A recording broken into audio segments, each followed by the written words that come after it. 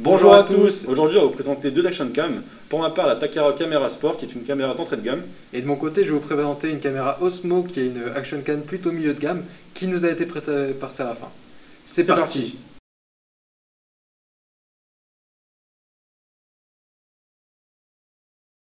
Donc comme vous pouvez le constater, on a la Takara en main qui filme en HD 720p. Donc on a différents modes, donc le mode vidéo et le mode photo et un mode audio. Donc on va aller dans le mode vidéo pour voir un peu les différents paramétrages auxquels on peut accéder. Donc on peut voir ici dimension 1080p, l'horodotage, détection de motion. Enfin, il y a vraiment plusieurs paramétrages qui peuvent servir lors des tournages. Donc voilà, donc là on est sur le mode vidéo. Donc pour filmer, c'est tout simple. En fait, vous avez un bouton. Donc ici vous appuyez sur OK et ça rec. Donc ensuite, pour régler tout ce qui est volume et paramètres, on a droit ici à deux petits boutons. Super simple, super efficace. C'est vraiment de l'entrée de gamme pure et dure. Vraiment, on a le minimum vital et qui est très largement suffisant pour faire des petites vidéos amateurs.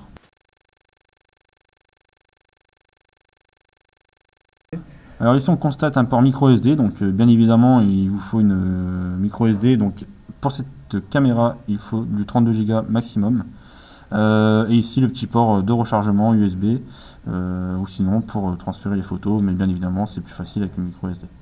Donc pour ma part j'ai acheté cette caméra il y a quelques années, c'est vraiment après une caméra gadget, il ne faut pas non plus s'attendre à des qualités professionnelles comme on peut le voir sur les réseaux ou qu'on peut retrouver avec une GoPro. Donc bien évidemment, on ne met pas la caméra dans l'eau toute seule, on la met dans son socle de sécurité, donc tout simplement comme les autres caméras classiques, on vient la mettre à l'intérieur, hop, on referme, et voilà, et là la caméra est étanche, et il n'y a aucun souci de dégâts. Et avec ça on peut voir encore une tonne d'accessoires, un chiffon pour essuyer l'objectif, qui est très utile en cas de terrain hostile.